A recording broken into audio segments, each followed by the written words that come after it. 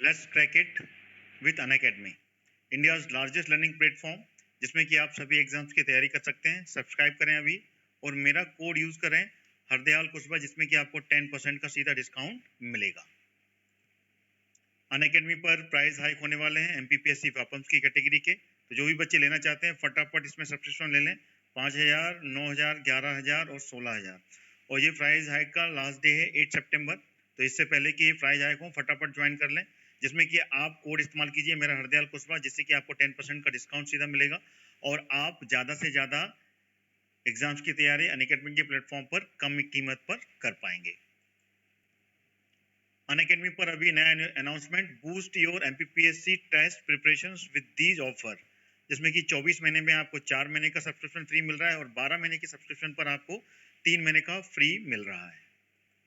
Unacademy पर free में आपको लिमिटेड ही कंटेंट मिलता है, लेकिन प्लस में आपको कंप्लीट कंटेंट मिलता है, जिसमें कि आपको पूरा syllabus, mock test, PDF notes, doubt clearing sessions और एमपीपीएससी प्री और मेंस की पूरी तैयारी और 2000 से अधिक क्वेश्चंस की कवरिंग की जाती है, जो कि आपको पूरा अनलिमिटेड मिलता है प्लस में।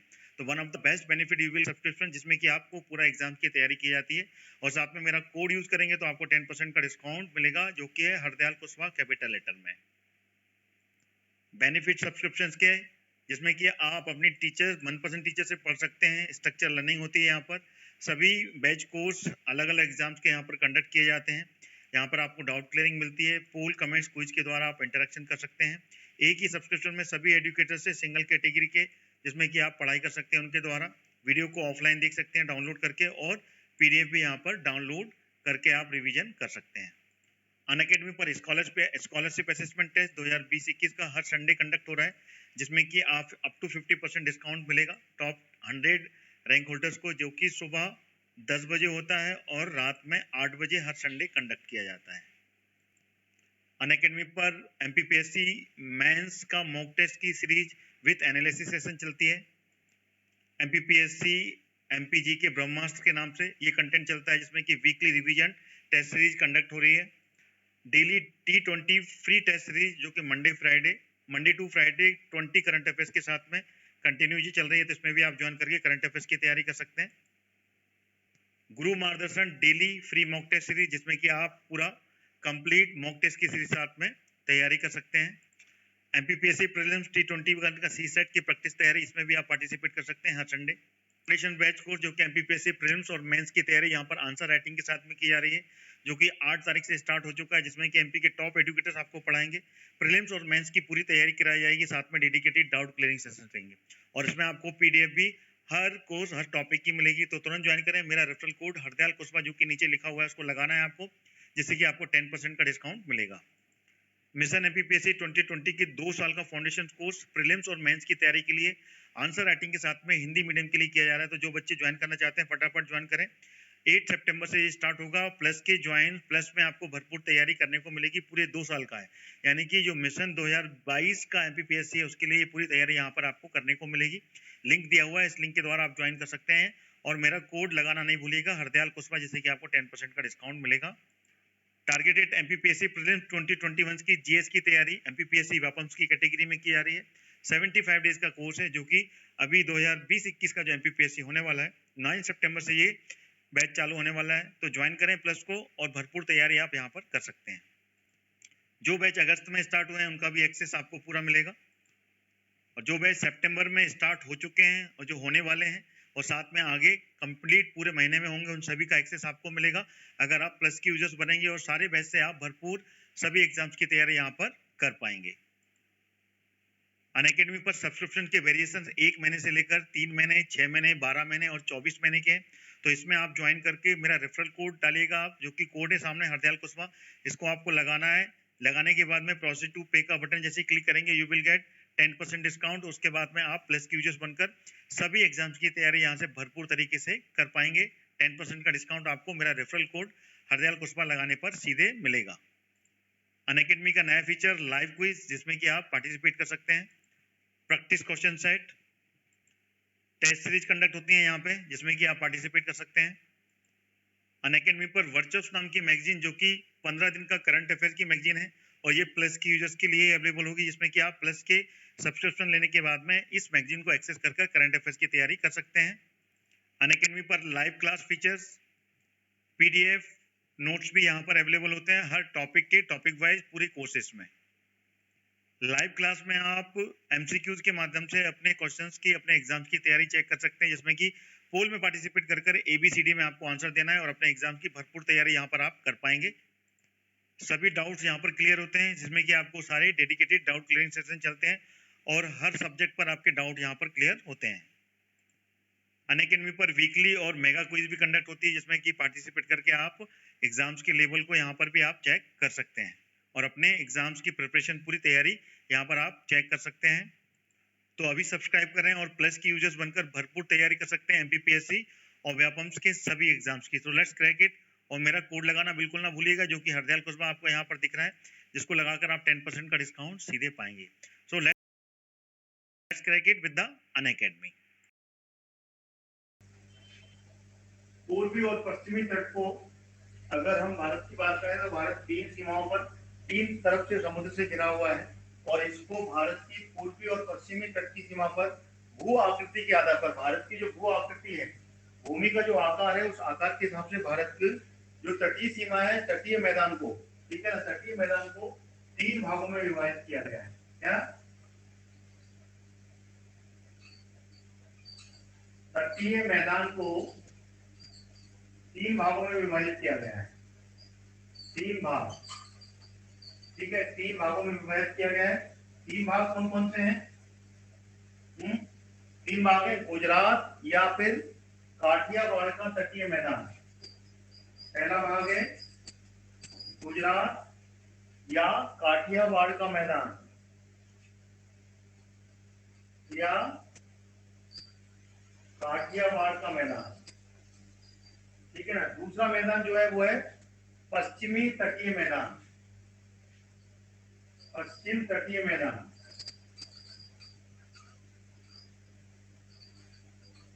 पश्चिम तटीय मैदान। और तीसरा जो भाग है, तीसरा जो भाग है वो है पूर्वी तटीय मैदान।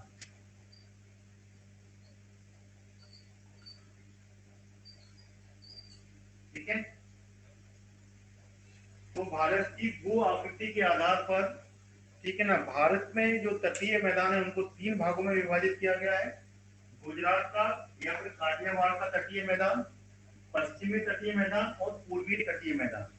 ठीक है, अब इसमें अपन एक एक तटीय मैदान के बारे में जानेंगे कि कौन कौन सा क्षेत्र किसके अंतर्गत आता है। ठीक है ना, तो इसमें गुजरात के बारे में सबसे पहले ऊपर से चलते हैं, गुजरात से, क्योंकि अपन बॉर्डर के बारे में बात कर रहे हैं। यहाँ पर पूर्वी पश्चिमी तट बात कर रहे हैं, यहाँ पर तट की बात हो रही है, तो यहाँ पर समुद्री की बात हो रही है और समुद्र से लगे हुए तटों की बात हो रही है। तो समुद्र से लगे हुए तट अपने पश्चिम से लेकर पूर्व तक, गुजरात से लेकर पश्चिम बंगाल तक फैले हुए हैं। तो एक एक तट के बारे में एक एक क्लियर करेंगे यहाँ पर। तो सबसे पहले बात करते हैं गुजरात के तटीय मैदान की। गुजरात का जो तटीय मैदान है, ये गुजरात के बाद में बाजू में जो लगा हुआ है वो यूनियन टेरिटरी कौन सा है? दादरा नगर हवेली और दमन दीव, दादरा नगर हवेली और दमन दीव तक फैला हुआ है। ठीक है ना, गुजरात का तटीय मैदान, गुजरात का तटीय मैदान दमन दीव, दादरा नगर हवेली, दमन दीव और गुजरात तक फैला हुआ है। तो इसको क्या बोलते हैं? गुजरात का तटीय मैदान। ठीक है, ये यहाँ पर गुजरात का जो तटीय मैदान है, यहाँ पर कौन कौन सी नदियों का पानी आता है? यहाँ पर 2 नदियां हैं, ध्यान रखिएगा।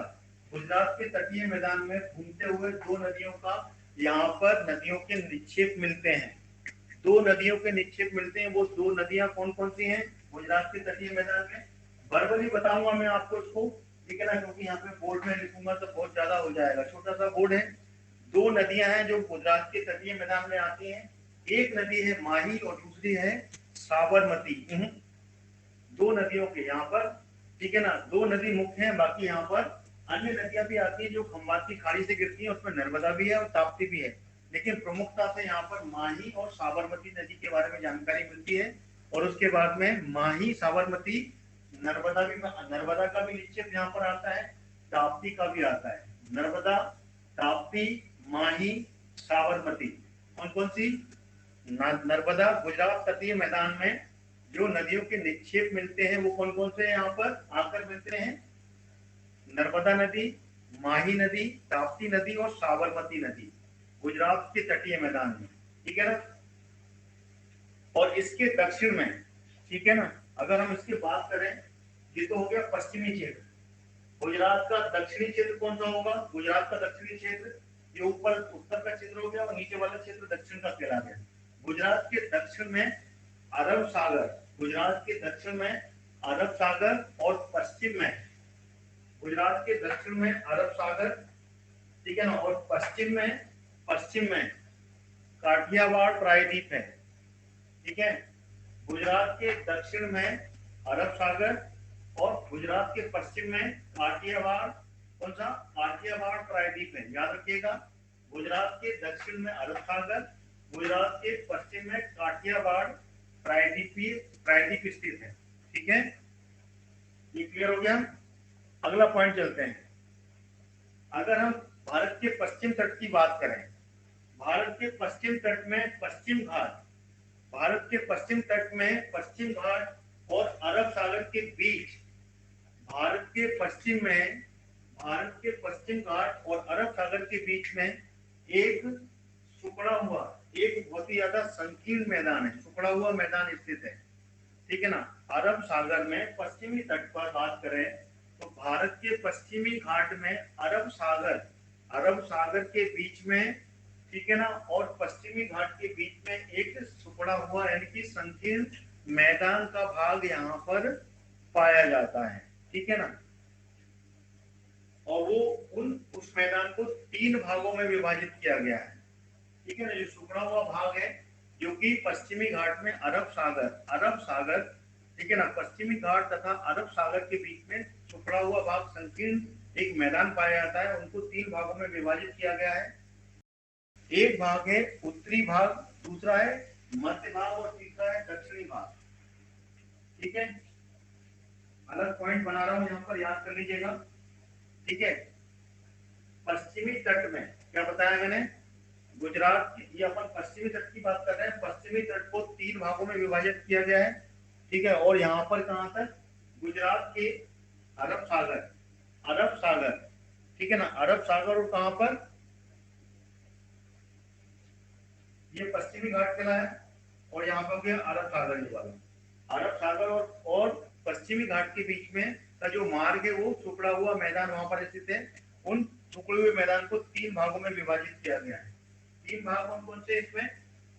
कोंकणीय तटीय मैदान, कोंकणीय तटीय क्षेत्र, कर्नाटक का कनारा तट, कर्नाटक का तट बोलते हैं या कनारा तट बोलते हैं, ठीक है ना। पहला भाग है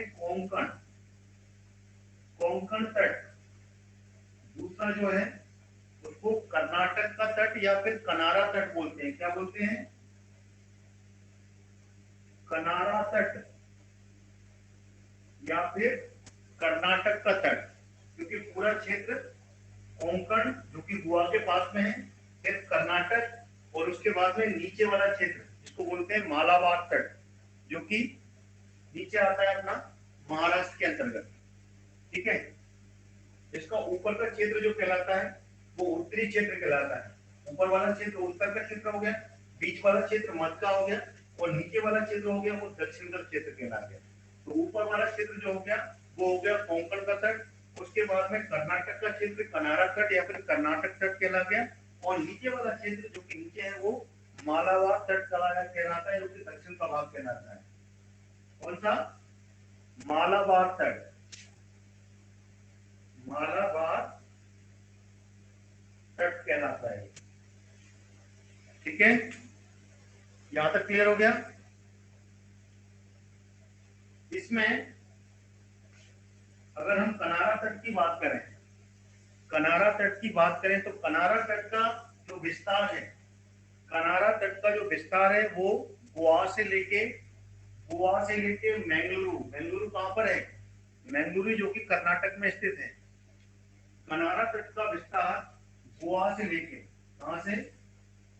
गोवा से लेकर कर्नाटक की मैंगलुरु तक है, मैंगलुरु तक इसका विस्तार है, ठीक है। कनारा तट का विस्तार ठीक है, क्वेश्चन बनता है तो बिल्कुल आपको क्लियर होना चाहिए। कनारा तट का विस्तार गोवा से लेके मैंगलोर तक इसका विस्तार है, जबकि मालाबार तट, अगर हम मालाबार तट की बात करें तो मालाबार का जो विस्तार है वो मैंगलुरु से आता है, मैंगलुरु से लेके कहां तक, कन्याकुमारी तक। कन्याकुमारी जो अंतरिक्ष है, जो कि भारत की सबसे दक्षिणतम बिंदु है भूभाग का, ठीक है, वहां तक। ठीक है, मालाबार तट का जो हिस्सा है उसमें मैंगलुरु से लेके कन्याकुमारी तक आता है। ठीक है, ये क्लियर हो गया। पश्चिमी तटीय मैदान के बारे में हमने क्लियर कर लिया। गुजरात के काठियावाड़ भी कंप्लीट हो गए और पश्चिमी तटीय मैदान भी क्लियर हो गया। हो गया। अब चलते हैं हम पूर्वी तटीय मैदान की ओर। ठीक है, पूर्वी तटीय मैदान के बारे में हम चर्चा करें तो पूर्वी तटीय मैदान के अंतर्गत कौन कौन सी नदियों के भूभाग आते हैं? पूर्वी तटीय मैदान में कौन कौन सी नदियां आके बहती हैं, बताएं आप लोग। अगर आपको जानकारी है तो फटाफट कमेंट्स में मेरे को बता दें। हैं, वो पूर्वी तटीय मैदान में देखिए, एक तो महानदी आती है, दूसरी गोदावरी नदी, कावेरी नदी, कृष्णा नदी।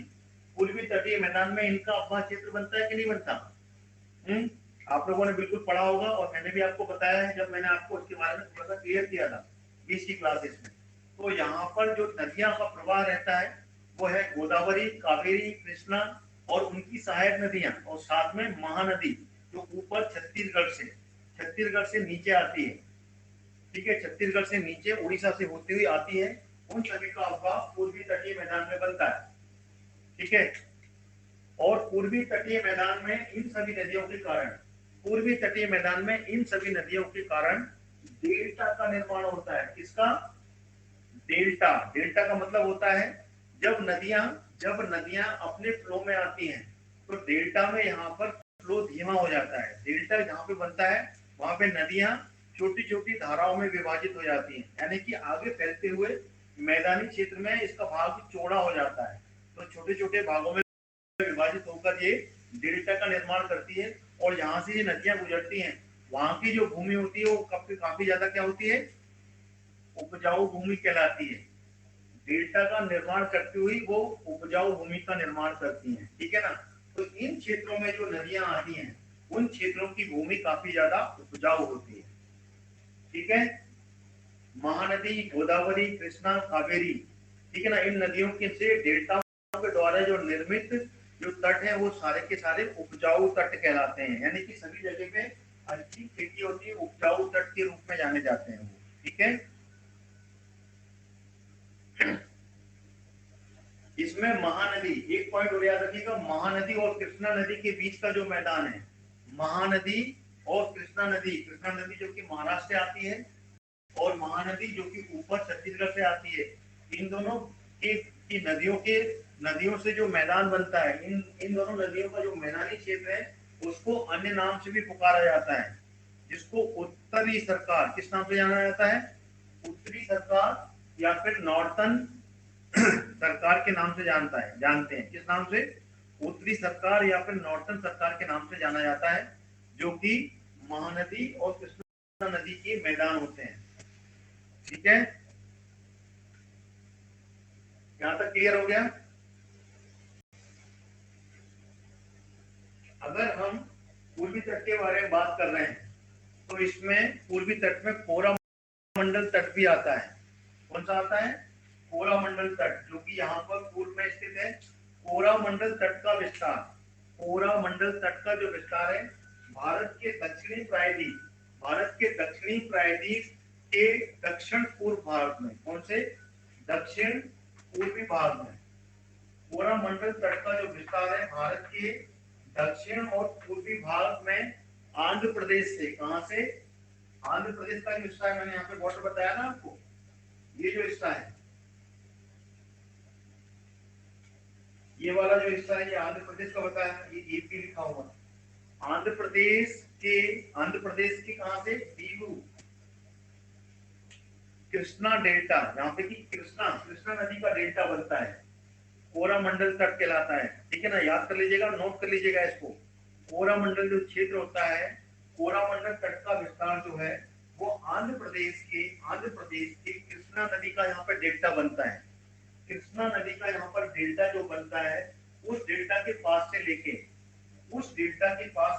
यहाँ से लेके नीचे तमिलनाडु से का जो क्षेत्र है, तमिलनाडु में जो कन्याकुमारी यहाँ पर सबसे दक्षिणतम बिंदु कौन सा कहलाता है, कन्याकुमारी का पॉइंट है, ठीक है ना, जहां तक इसका विस्तार है ये जो क्षेत्र कहलाता है ये कोरामंडल क्षेत्र से लेके नीचे तमिलनाडु, कोरामंडल क्षेत्र, ठीक है ना, कोरामंडल क्षेत्र से लेके कोरामंडल तट का विस्तार है, ये पूरा कोरामंडल तट का विस्तार है जो कि कृष्णा के डेल्टा से लेकर नीचे तमिलनाडु में कन्याकुमारी तक फैला हुआ है, ठीक है।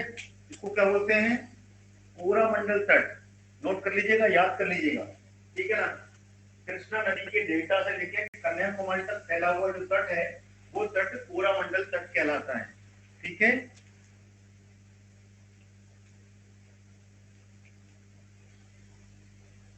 ये क्लियर हो गया। कोरामंडल तट के बीच में जो नदियां आती हैं जो कि बंगाल की खाड़ी में आके गिरती हैं पूर्वी तट में, उसमें जो नदी आती है एक तो आती है कृष्णा नदी और दूसरी आती है कावेरी नदी, ठीक है ना। कोरामंडल तट कृष्णा और कावेरी नदी के मध्य में स्थित है, ठीक है, कृष्णा और कावेरी नदी के मध्य में स्थित है, ठीक है। अगला जो पॉइंट है वो है अपनी महानदी के ऊपर, क्योंकि पूर्वी तट के बारे में बात कर रहे हैं तो महानदी को अपन नहीं छोड़ सकते हैं। महानदी के जो डेल्टा क्षेत्र है, महानदी के जो डेल्टा क्षेत्र है उसको क्या कहा जाता है, उत्कल का मैदान, क्या कहा जाता है, महानदी के इंपॉर्टेंट पॉइंट है, इसको याद कर लीजिएगा, ठीक है। महानदी का जो डेल्टा है, महानदी के डेल्टा को क्या कहा जाता है, डेल्टा का जो क्षेत्र है उसको कहा जाता है उत्कल का मैदान या फिर उत्कल मैदान कहा जाता है, उत्कल मैदान। महानदी के डेल्टा क्षेत्र को उत्कल मैदान कहा जाता है, बिल्कुल भूलना नहीं है इसको, ठीक है। ये तटीय पूर्वी और पश्चिमी तट मैंने पूरे कंप्लीट कराए आपको, ठीक है। यहाँ तक कोई डाउट हो तो बताइएगा। अब हम बात करते हैं भारत के पश्चिमी तट के अंतर्गत आने वाले जो प्रमुख बंदरगाह हैं, ठीक है ना, ये आपको पीडीएफ में मिल जाएंगे, वहां से पढ़ लीजिएगा, इसको बार बार बताने की जरूरत नहीं, उसमें क्लियर हो जाएगा। बंदरगाह कौन कौन से हैं वर्बली बता देता हूँ। पश्चिमी तट पर जो बंदरगाह आते हैं सबसे प्रमुख तो कौन सा है, सबसे प्रमुख है मुंबई का बंदरगाह, ठीक है ना। कांडला जो कि गुजरात में है, कांडला बंदरगाह इंपॉर्टेंट है, इस पे क्वेश्चन बनते हैं, ठीक है। हाँ, उत्कल उड़ीसा में है। महानदी का जो क्षेत्र है, ठीक है, महानदी का जो क्षेत्र है, महानदी का क्षेत्र का नीचे वाला जो मैदान कहलाता है, जो डेल्टा क्षेत्र कहलाता है वो उत्कल कहलाता है, और उत्कल का मैदान कहते हैं उसको, ठीक है, उत्कल का मैदान महानदी डेल्टा को, क्योंकि डेल्टा का विस्तार बिल्कुल पास में तो होता नहीं है, वो उड़ीसा के तट में होता है, तो वहीं पे जब नदी खत्म होती है यहाँ पे की चिल्का झील बनती है, ठीक है ना। और सबसे बड़ा डैम बना हुआ है इस पे, कौन सा है, हीराकुंड बांध। हीराकुंड बांध उड़ीसा में बनाया गया है, मध्य प्रदेश, उसका महानदी का, तो ये पूरा उत्कल का मैदान कहलाता है उड़ीसा में, ठीक है ना। उसके नाम से एक ट्रेन भी चलती है, उत्कल एक्सप्रेस, नाम सुना है ना, उत्कल एक्सप्रेस, वो उसी के नाम से चलाई गई है। चलिए, तो मैं पश्चिमी तट पर स्थित प्रमुख बंदरगाहों के बारे में बता रहा हूँ अभी आपको, ठीक है ना। ये आपने आखिरी पॉइंट होंगे जिसको मैं फटाफट खत्म कर दूं, ठीक है ना। तो इसमें जो प्रमुख बंदरगाह हैं,